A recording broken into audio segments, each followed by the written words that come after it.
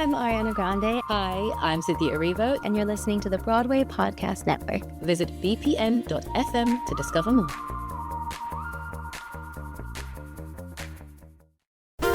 There's a cat over here. There's a cat over there. And the wrong one died. And the wrong one died.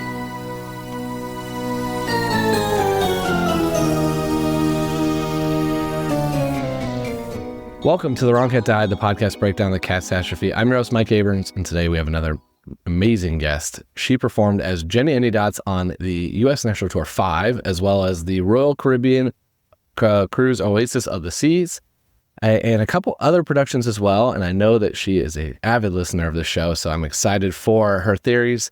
Welcome, Erica Leigh Hansen, and thank you for joining me. Thanks, Mike. I'm excited to be here. I'm excited because I'll usually have to start these episodes by saying, hey, just FYI, here's what we're going to talk about today. But you know the story. Let's start at the beginning of your cat's history. I always love to hear your introduction to the show, whether it was before you did it, as a kid. What was that first taste of cats? Oh, I loved it from childhood. So I didn't grow up with a theater background when I was real little, but a friend of mine had the vinyl album. Okay. And so when she was at her grandmother's house, we would blast that and swim in the pool and live all of our cats' fantasy to McCavity and Gimbleshank. We were really cool kids. So then I found out there was a video and watched that as many times as I could. Loved it. And just kind of fell in love from there. I didn't think it was ever going to be a show I did, though. Just because, I grew up in the big time of the Broadway body, and I did not have that. Nor will I ever have that. It's just not my shape. So when I booked it, I was like, oh no, spandex for a year. But it was great. It was a much different experience for my body personality than I thought it was going to be. So I can't wait to talk about that. I love the that you started by swimming in a pool. Like, cats don't like water, and you're you're listening to this as a vinyl record, or probably a CD. It would be my guess. Blasting it out at the pool is a great way. I actually really love that you got the music part of it first before you got the actual visual and the dance. So you got to experience it lyrically and musically versus everything else. Yeah. Okay, so I want to fast forward a little bit to actually booking it then. So I know you did 2 regional productions, you did it on tour, you did it on the boat. What was the order of this, and what was that first booking? So the tour came first. Okay. And I went to SETC, and Joy Doing Casting was there, and she called me back, and she was like, hey, I want to invite you to the Cats Call. And I happened to be up there for spring break and our showcase and all that, and I was like, cool. So I went to that, and I was terrified. But also stupid because I didn't know anything about it. It wasn't that time when you put all your eggs in one basket. So I walked in the room and they had taped up pictures of cat in just real life. And they would put like the one for Jennyanydot's was the big fat orange cat laying over it like an arm of a sofa. And I was like, I can do that. I got that. But I walked in the room and it was Richard Stafford, Kristen Blodgett, that wonderful team. And I sang for them first, and they were like, what are you going to sing? And I was like, here's what I brought. And they were like, oh, okay. And by the time I got done singing, they asked me to sing all 3 things that I brought. And I walked out and I called my mom and I was like, well, I either got it or they think I'm fat bonkers, like the looks from behind that table. But I got to come back and dance. They had me sing some more. And then I got a call a couple of weeks later. And I was just over the moon. Yeah. So now you mentioned something, I wanted to dig into it because this is a show that I have heard in casting and everything else is that there's a lot, it's probably changed over time, but in the beginning it's you're too tall, you're too short, you got to look like this and that. So you mentioned body positivity and in general, you are in spandex, you are on stage, there's nothing to hide. You're all out there at all times. What was that journey like for you especially about to go on tour? Well, it was interesting. So doing the show, I've done it with Richard, which is the American version. And then I've done it with Chrissie Cartwright. which is the British version. And those are not the same show. No one told me that. They're very different.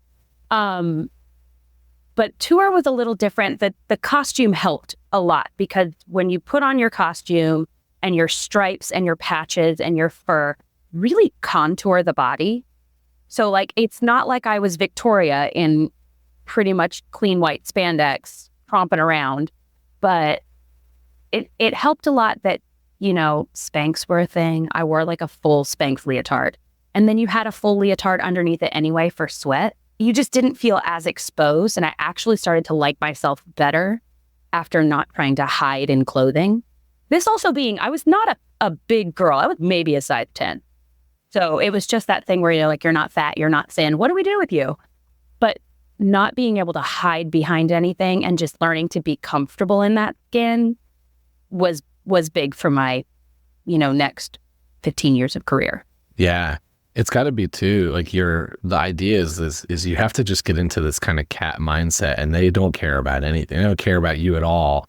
And you have to kind of embrace that. And I'm sure like it's almost a little therapeutic probably for insecurities that we all have of being able to just force yourself out there 8 times a week to not have those insecurities because you can't. Yeah. And again, cats come in every shape and size. So it's silly to think that everyone doing the musical has to be the teeny tiny stick thin dancer. They don't. No, you have to physically be able to do it, which is a workout, I'm sure. But yeah, you don't have to. Yeah, I love that. And I think that's such an important thing. And it's kind of a unique part of the show that you can embrace that, and probably one that's not as thought as much about, because most of the time when I've talked to people about casting those things, it's been, you're not tall enough. You're not, you know, we're looking for more of like this dance style or the other kind of pieces of it. Yeah. And so that has been a unique piece where I think it's also probably healthy over the years that's evolved to where it's like, okay, you can be slightly shorter and still do this role. Like if you're talented, you can do the role. And that's, I'm sure, great.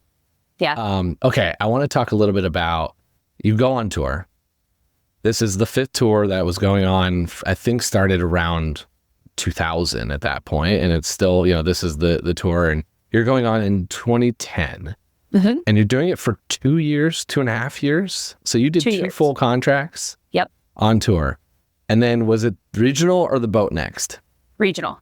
So I did a regional between the 2 years on tour. And that was when I met Jacob Brent. That was our friend Chaz, who was a replacement Mistopheles on my first tour, was only there for the first piece. And then the other Mistopheles came back from his injury. But Chaz went and auditioned for Jacob for a little regional theater and called a couple of us on tour and was like, hey, we didn't find these. Would you be interested? And we were all like, absolutely. And again, watched the video growing up, starstruck by Jacob Brent. And so this man comes towards me and I'm like, and he gives me a big hug. And I was like, I'm so happy to be here.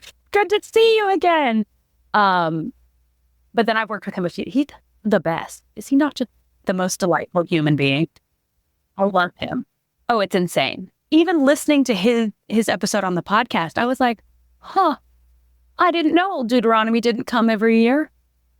Probably would have changed the way I did some things. We talked for an hour-ish, a little over an hour, and I had to stop because when we were recording, I was actually on vacation. And my internet was terrible, and like we were working through trying to make it work.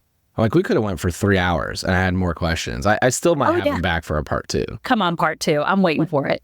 Because there's a lot of unanswered questions that he's like, oh, I could, yeah, I mean, it's this, it's that. I'm like, it's almost, he's answered every potential theory that I was wondering, which is amazing to have as, you know, again, somebody with such knowledge. And I love that he goes back frequently because he'll pop in even if he's not fully doing the show or helping with the show. I've heard he's gone and just like did a day with people or like at regional productions and just brings such a wealth of knowledge to all these productions to make it, you know, just that much better for everybody that gets to go see the show. Yeah. So, okay, so you do a regional with Jacob and then you go back on tour. Mm-hmm. I want to hear about the boat because you were in the first group on the boat. You were in the very first cast. Uh-huh. I heard they built that boat around the theater so that you could go to the Heaviside layer. Like it was built specifically for that.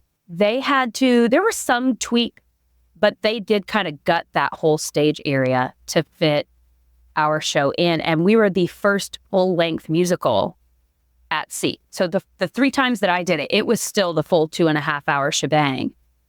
And it was interesting because when people go see Cats, it is usually because they've bought a ticket to see Cats. Not on the boat.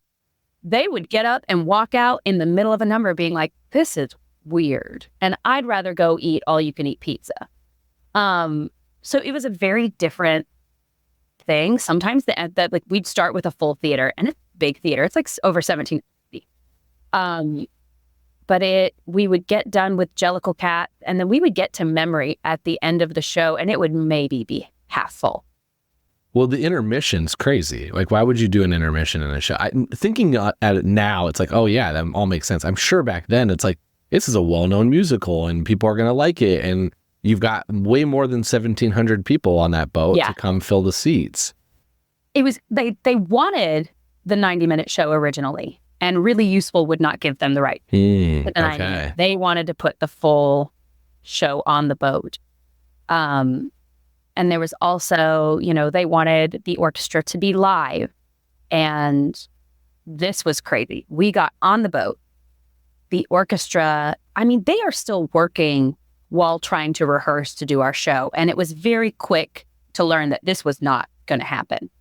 They didn't have the time, and you can't really base the musicians you hire off of this ability set.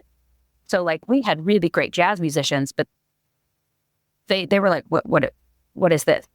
So Graham Herman went to Prague and recorded the Prague Philharmonic Orchestra in their playing of it.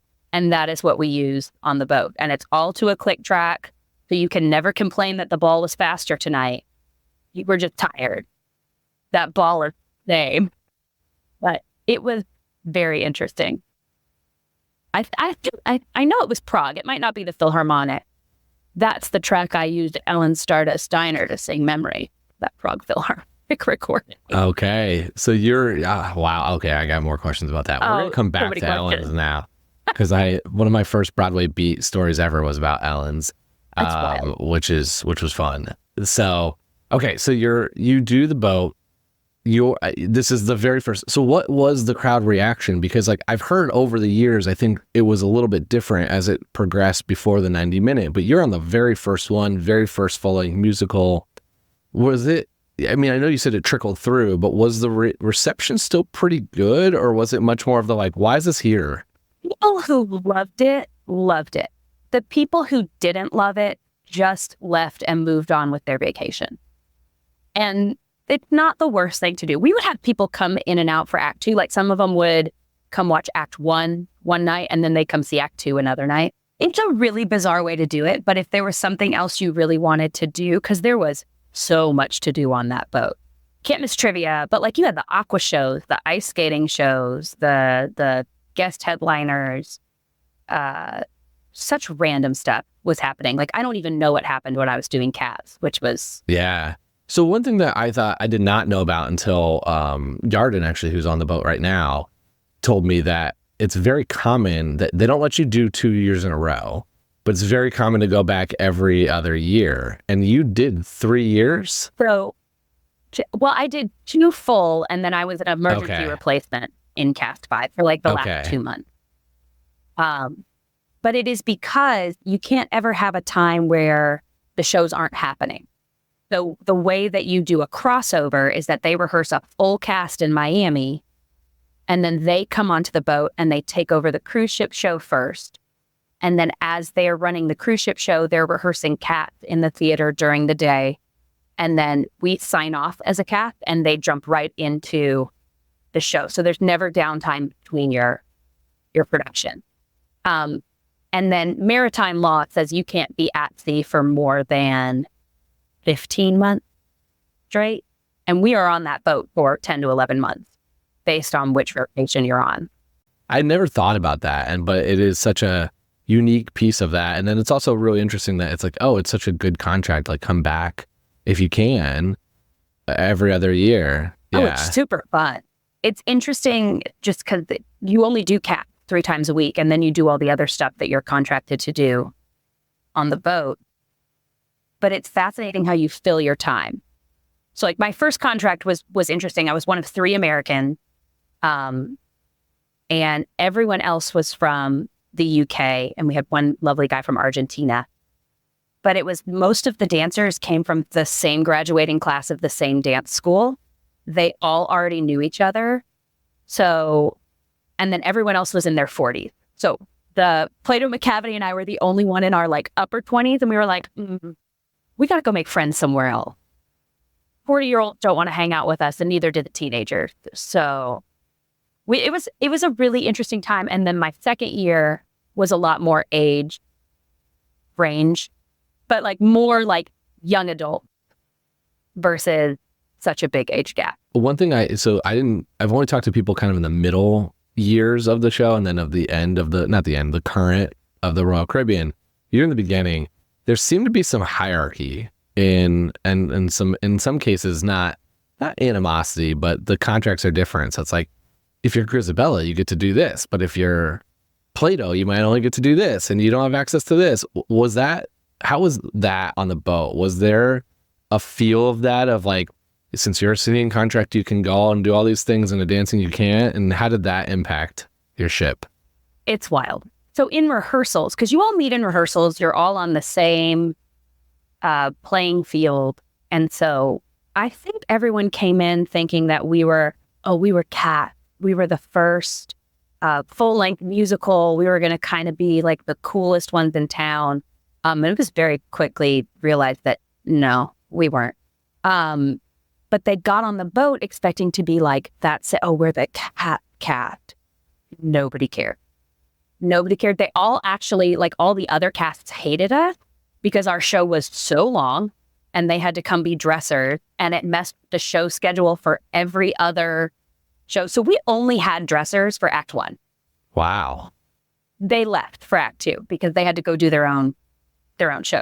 But it took a good like 3 or 4 months of being on the boat for everyone to kind of cool their jet. That's so interesting. But I mean, you had like Broadway people, West End people, like these were not fresh out of Sally Dingle Dance Studio dancers. Like they were expecting to be treated like you would on a national tour or like on a West End stage. That's just kind of what their anticipation was. And it's so interesting though, because it is such a different version and vibe, and then also being first, it's like it is new. Whereas now it's like a fairly you're a guinea pig. Now they know what they're doing. They've got it figured out. They've cycled through many years, but you like first full length. You know, how do you handle intermission? Who goes where? What do you do? Like it is a different experience. I love so much of that. We're going to take a quick break, and then we'll be back for more of The Wrong Cat Died. I want to hear, and I'll let you pick which one we want to do first. Either fun stories that you remember from your various experiences, or what theories do you want to talk about that I have never asked or brought up on this show? Let's go fun stories, because you've dealt with a lot, you. Yep. So my favorite tour memory is we were in Spokane, Washington, and there is a playground right by the big Performing Arts Center that has a gigantic radio flyer wagon. And we looked at that. We were like, we need to take a picture at intermission in full costume. We're going to break all the rules. We're going to go out there. So this playground is full of children. And my favorite memory is watching our Mungo Jerry Wilper just traumatize the kid by running full speed at that radio wagon flyer thing in full Cats regalia. And these children were terrified. So we all like climb up there and we're taking this picture. And our old Deuteronomy is still sitting on stage at the theater completely alone. All the tech came with us. Stage manager came with us. Like, we just abandoned Nathan and took this picture. And it was great. It's very likely I'm doing an episode with Will here soon. So I'm going to ask him about terrifying children at the wagon, not just on stage, because I've always said Green Eyes is terrifying for children too. But now you're doing it outside the theater, running around during intermission. Yeah, they're just out there playing on the playground, enjoying their nice day outside, and wow. And they'll never play at that playground again. Yeah, so that's a memory for you. That is therapy for children now. For all of those kids. Like, they're talking about this traumatic childhood memory of just playing on the playground and human-sized cats running at them. oh, so good. What So other good. story do you remember? A few fun little like boat nugget.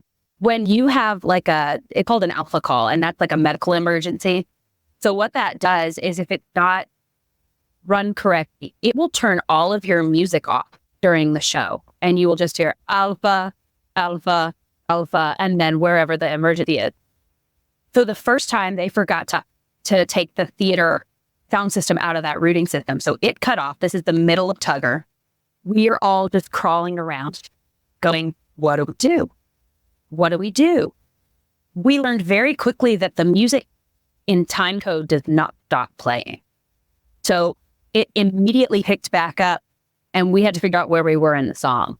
And we were like, cool, cool, cool. Community theater cats. Here we are. So now we know you just keep going when the alpha all goes. But that was fun. And then I think my favorite thing, I've always been very jealous of Mungo Jerry and Rumpelteazer. What a joyous, exhausting number. But on boat, we had a literal captive audience. So our Mungo and Rump would go into the audience and actually steal from the patrons. Like, they would come back with like hats and sunglasses every once in a while, like a full purse. And I'm like, where did you? And they would just get taken back to service. And so, like, if someone had their stuff stolen at Cat, they had to go get it at guest services after the show. So they it's instead of just being on stage the whole time, they went into the crowd, kind of like what Tugger occasionally does, and just grabbed stuff and then brought it back on stage. It was all at the very end. So like there was when Grisabella was coming down from the heavy side layer and the tire was coming down, the stage pretty much gets cleared for safety reasons so we can like move things. But everyone else would go out into the audience and interact as your cat. So as Jennyanydot, I'd literally just sit in a chair next to a patron and like clap my paws and like point. Some lady rubbed my tummy one night and I was like, wow, I'm your size. I'm not an actual cat. Don't touch my belly. So wait, this is after the address, like the very end of the show. And it's, the music that's playing and it's as people are leaving, or is it still like part of the show and then it's like, don't go yet? So it is like, we finish addressing the cat. We do all of that. You run out into the audience. Grisabella comes back down. Dancers are dancing. And then you all come up and you do like a final swirl and a final pounce. And then you run for bow. Okay. I've never seen that. The gap where you have to fill the tire moving back and then Grisabella coming back down. Yeah. I'm trying to think of like how they've done it. I guess on Broadway and in the tour, they just can get her out quickly and back down. They don't actually have to put the tire back down. Yeah. So you basically have to kill time, and it's just like, just improvise however you want in character. Run out on the stage. What did everyone else do? We all jumped. I mean, usually we'd go out and find like little kids. I just would find a chair on the side, wave at it, and he could jump. Was Tugger? I was tired. Yeah. Was Tugger like? No, I was. Going it was always. He was on the other side of the stage, so I never really paid attention to what anyone else was doing in the audience. We were crawling. I think we were grabbing Mylar ribbons from Mistopheles and playing with those. What was Victoria doing? Breathing. He was one of the dancers. There were like 4 male dancers on stage. So I think it was Plato, Alonzo, Monk, and someone else that stayed on stage to actually cover the tire jet. No more smoke. Yeah. There it goes. Magic gone. And to help old Deuteronomy that back. Got it. Okay. I thought he was going to be stealing with the Mungo and Rump. He would probably have loved that. Our tuggers on the boat were always hysterical. Yeah, you kind of have to be to do that role. That is a fun nugget. I did not know that was the thing, and I kind of love the idea of just like, no, just go do your thing. They don't do that on tour. They don't do that in a lot of other places, right? I think we went out in the audience on tour. I can't remember. It's been a long time. Yeah, I've never heard that. I don't think so, because there were a lot of places we couldn't get from the stage. Yeah, it'd be hard to get down. Yeah, it's like you had your green eyes where you worked your way back up, but a lot of times that took like running around, and it was always an adventure, I've heard. It was chaos. Like we would have to walk the green tracks, and we had babysitters in some venues because it was just miles away. Yeah. That's a fun little nugget to be able to do, of just like go out. You have a few minutes at most to kill. Oh, yeah. And do whatever you want, and then be back to do your bouts. And then when towards the end of contracts, we would start to see who could stay in the audience the longest and still make it back to their spot in time for whirly gigs. And I mean, just cats gliding across the front of that stage. We're children. We should never be left unattended. Yeah, you're cats. You're in character. Okay, I want to hear a couple theories before we go to rapid fire. What are your biggest hot takes on, I want to think about like relationships, personality pieces of the cast characters having done it, many times. I always think, at least for Jenny, she was kind of like everyone's crazy aunt who might take the wig off at the Christmas party if she drinks a little too much. But it was fun seeing like between each contract, which kittens I felt like I needed to protect. And it would just change based on who was there, and every once in a while who put in front of me. And I would, but I think she always liked the naughty kitten the best. She was like, oh, so bad. Yeah. But I love them. But that was always really, really fun. I think I always originally thought that Grisbella was like Jelly Lorem and Jennyanydot age, and she's not. She's and Demeter age. She just a hard life and looked kind of rough. But I feel like she was the favorite. Like she was the best at everything. She just had the most potential. And I think that's why I was always so harsh when she would come back, because that cut was deep.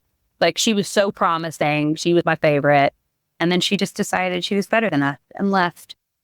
That's interesting, because I've always put her in that same like Jelly Jenny age range, and that's kind of where the theories of like the potential love triangles and stuff of like, that's where the potential animosity comes, not that she was a kitten that you were protecting at points and now went to the dark side and you're mad at her because she didn't listen. Yeah. And again, there's big differences in theories between the American version and the British version. Doing that show with Chrissie Cartwright, I was like, so can you talk about that a little bit? Because there's obviously the different choreographies, because when Andy came on and took that, but then it's still, they had some minor tweaks, I know, to the story, but you're saying, what are the other big things between the American and British versions that you would call out? Oh, I gotta think about that. Just personality things too. Like Jelly Lorem in the American version is like Gus's sweet caretaker. She's very like protective of him. And in the British version, she's still very protective. But she's, think like costume lady and someone she's been dressing forever. So they have this like, it's not as sweet a relationship. There's a little bit more, but for lack of a better word, bitchiness to it. She's like, oh, stop. Like, what are you doing? And it's just, it's little tweaks like that. The choreography differences were wild. Yeah. Like we got to spiky ballet, and it's a very specific little set of cats in the American version, and they're the kittens. And then we got to the cruise ship, and it was old cat, and I was in it, and I was like, oh, she gets to dance the spike? That's exciting and weird. But it was just like, it was totally different depth. It wasn't just for people. And I was like, this is a mind trip, and I'm here for it. Yeah. Interesting. I've never really I've thought about the differences between the revival and massively the current, different. which are massively different. Those dancers were incredible. it's similar and different, but there's not a lot of like theory-wise. It's not dramatically changed except for there's some different staging. And with some different staging, you get some different potential relationships that come out of that. But I had never thought as much about the American versus British version of the same thing, because that is less. I would have thought less changes, but it sounds like it really isn't, because there's still more to it, which is, again, this show's been around for so long. It's why I can have my show, because there's so many theories that can come from this that could exist, that don't exist if those changes don't happen, because otherwise it's just, nope, this is the relationship and that's it, and there's no changes ever. I will say, when I did the show at Merry Go Round, now the Rev, during the White Cat Lift and the Jellicle Ball, everyone kind of paired off into couples, and there's this big sensual moment that's always in the dark, so it's really hard to see. But usually I'm with Gus, and we have our set moment. But at the merry-go-round, now the Rev version, my friend Josh Walden was playing Monkastrap, and he was like, I want Jenny. And I was like, we have shaken the cat's world to its core to make Jennyanydot and Monkastrap lovers in this version. Never again. Yeah. One time only. Yeah. And that's how these theories end up, is because someone saw your production and was like, wait a second, I noticed the two of them together, and now I think they're there, and I'm going to write fan fiction about it, and we have way too much about this now, and then there's your Jenny and Monk story. A love that'll last a lifetime. Jenny Trap, well, that's what we'll call it. Okay, let's do some rapid fire.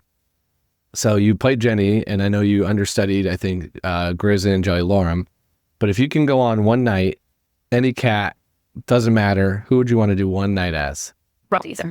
Rumple Teaser. Go steal whatever you want in the audience. What's the first thing you're going to steal? What are you looking for?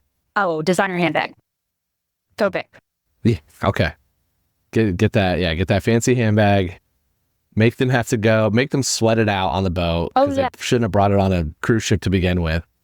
And they have to go figure out how to get that back. Favorite and least favorite cat? This is always so hard. I think my least favorite is Alonzo. Okay. He gets ready for his big moment and he wimps out. Very bad. My favorite cat is Skimbleshank. Love it. Love it. Favorite song in the show? It's Memory. I won't lie. Close second is Skimbleshanks. Okay. What was your favorite song swimming to as a child? Oh, McCavity. Always. Nice. Okay. It was really good tempo. I always ask a fun one, and this one's going to center around the klepto cats here out there stealing. I want to hear if you could assign a couple cats what they should go do when they go into the audience to kill time, what would you tell different characters? Hey, you got to go do this when you're on the boat. You know, like the Mungo, Jerry, and Rumple Teaser are stealing. What are some of the other people needing to do? I really loved it when Skimbleshanks would go and like untie people's shoes and then tie them correctly. Just greeting. I like to find someone who looks like they do not want to be there in any way, shape, or form, and just enter their personal space and make them unbelievably uncomfortable. Tying shoelaces together was something like our Pouncil would do a lot. You just harass people. I want your Mistopheles to like go and do like a pull a coin out of your ear type of thing. Oh, that would be come on. If Mistopheles came on and was like, I know some close-up magic. Yeah. That would be too good. Just a whole Misto magic show. I love it. I'm going to be thinking about what I would do if I was in the crowd all day. This is why I love this show, because I learned these random, weird like parts of the show that I'd never thought about. And now I'm like, oh, that's fun. What if they get to do this? Retying the shoes, I was like, Skimbleshank should go like make sure to tell people their watch is off. It's like, hey, it's off by like 2 seconds. That's funny. Like compare it to his. Yeah. And then maybe just reset it. Take it off, twist it around, hand it back to them. Rewind people. Put it on the London train schedule time. All right. Most important question. I've argued at length. I don't think it should be Grisabella. You know what's coming. I want to hear, what is your Jellicle choice? Okay, hear me out. It's Grisabella, only because I think Gus has another year in him. I moonlighted at a vet clinic, and I have seen some old, decrepit cats, and I think Gus can make it another year. But Grizz won't. So if she dies tonight and is not the Jellicle choice, like that's it. Okay. So she won't make it another year. Gus will. No, she's horrible drug addiction. Yeah, but she's back. She's back with her family. No amount of rehab is fix that damage done. Am I allowed to say rehab on this? Yeah, I mean, I think it's pretty well known that that's established. That's what she was left for, drugs and bad things. But that's been my counter to this, is that she's essentially had an intervention, being welcomed back by her family, and then it's like, I've argued that I think she has another year in her. So if you're arguing the reverse, that does make my argument not make sense. But I think she has a year in her, and she should spend it with the family. Wouldn't that be a lovely way to end the show? Just give her a hug and then send Gus off on the tire. No, I think she's dying. Like, I think everything she's got, she gives in memory. And that fall to the ground is like the life just going. But then she gets up and goes and hangs out on a tire, and she's got. What if she just dies and then we just put her lifeless body on the tire and watch it? That to me, I'd be like, all right, that would help my argument a little bit. Yes. I mean, I think that's the crux point of, like, I think the redemption story makes sense, but I've always just felt, and I think a lot of it too is, what was the last year you did this on the boat? It would have been like 14, 15, 2015? 16 or 17. So in the last couple years especially, they've had on tours and everything else a younger Grizabella. And not like, super young, but they've been definitely in their 20s. And I think that has skewed some of for me, the vision of, like, this, as much makeup and everything you do, and the performance is incredible. I'm like, they've got more time. Like they're not like feel they're like not ready. Still in their prime if they could just kick this cocaine half bit. So I think that's clouded my judgment a little bit. No, I get that. But I do understand that if that is the everybody's a baby on the boat. No, it's wild. For me, I think Gus, he's not stumbling around. He's a little shaky, and his memory's not great. But yeah, it's true. As long as we keep him, like, kind of docile, I think he's good. Good. Give him his play in a windowsill. Not too high. Low one. Yeah. Give him his meds. Make sure that someone's taking care of him. He's fine. Yeah. I love it. Well, I didn't convince you, but I learned a lot today that I had not known, which is really fun, because that's, to me, what the best part of this show is to get nuggets of this musical that's been around for so long that most people, I guess a lot of the super fans know all these different facts, but a lot of people don't. And I think that's what's fun to get these out there. So how can people stay in touch with you on social media and things you're working on? Oh, they can follow me at Erica Leigh Hansen on Instagram. I think that's my only one. I don't really do a whole lot, and you're just going to see a lot of pictures of my dogs. That's wrong animal for this show, but my husband won't let me have a cat. Devastating. No. What would you name your cat? Would you name it after one of the characters? No, I have a running track of naming all of my fur animals after Disney characters. Ooh. So it would probably be something obscure. Okay. From a Disney movie. So. All right. I like that. There's a lot of choices there.